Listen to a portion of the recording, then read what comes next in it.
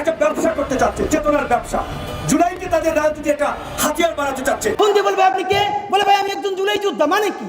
কোন জুলাই যোদ্ধার মধ্যে এইসব বলা চলবে না। ৭১ মুক্তিযুদ্ধ নিয়ে যেভাবে আওয়ামী লীগ চেতনা ব্যবসা করেছে, এনসিপিও জুলাই কিনে একটা চেতনা ব্যবসা করেছে। জুলাই সনদ না হলে আমাদের জুলাই গণ অভ্যুত্থানের কোনো ভিত্তি নেই। জুলাই সনদ নিয়ে ব্যবসা করছে ইউনূস সরকার। শিক্ষার্থীরা বলছে জুলাই ঘোষণা দেওয়ার অনেক সময় সুযোগ তারা পেয়েছে, তারা পুরোপুরি ভেবে ব্যর্থ হয়েছে।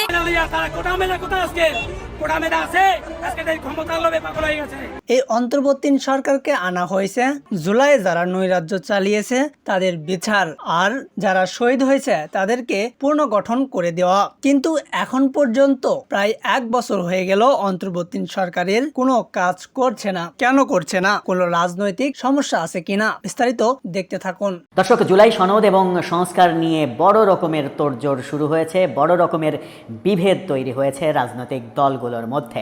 রাজনৈতিক দল বলতে আমি যদি এই মুহূর্তে সরকারের ভাষ্যমতে বড় 3টি দলের কথা বলি, বিএনপি, তারপরে জামাত এবং এরপরে বড় দল হচ্ছে এনসিপি, সেটা সরকারের ভাষ্য, যদিও তারা নিবন্ধন পায়নি।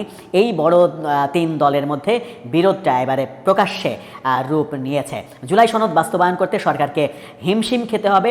সরকারের ঐক্যমত্য কমিশনের বৈঠকেও বিভিন্ন বিষয়ে এখনও ঐক্যমত্য হয়নি। তত্ত্বাবধায়ক সরকার ব্যবস্থা কোন পদ্ধতিতে হবে, তত্ত্বাবধায়ক সরকারের প্রধান কে হবে, সেই ব্যাপারেই কয়েকদিন থেকে আলোচনা চলছে, কিন্তু তার কোনো কুল কিনারা তারা খুঁজে পাচ্ছেন না। জুলাই সনদ সম্পর্কে 3 দলের ভিন্ন ভিন্ন অবস্থান ব্যাখ্যা করেছেন, অবস্থান স্পষ্ট করেছেন। এর মাঝে বিএনপির এক নেতা প্রধান উপদেষ্টাকে নিয়ে স্বপ্ন দেখছেন, জামাতের আমির নির্বাচনের বিরুদ্ধে, নির্বাচন এখন দরকার নাই, এই মুহূর্তে নির্বাচন প্রাসঙ্গিক নয়, তেমন মন্তব্য করছেন। কি হচ্ছে আদতে?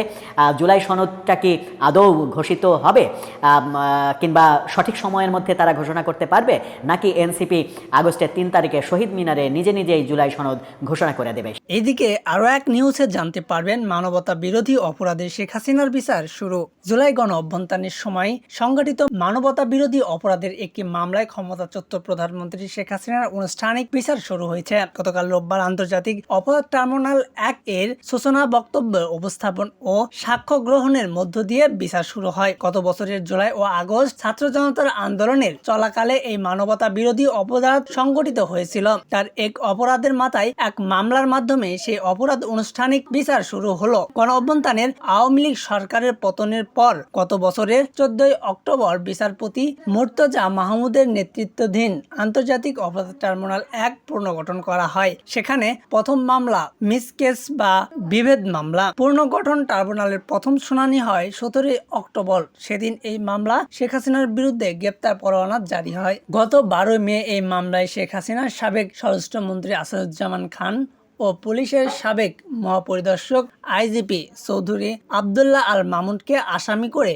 তদন্তর প্রতিবেদন দাখিল করে ট্রাইব্যুনাল তদন্ত সংস্থা পরে একই জন শেখ হাসিনা সহ এই 3 আসামির বিরুদ্ধে আনুষ্ঠানিক অভিযোগ দাখিল করে প্রসিকিউটর। এতক্ষণ আমাদের সাথে থাকার জন্য ধন্যবাদ। পরবর্তী সংবাদ পেতে আমাদের সাথে থাকুন।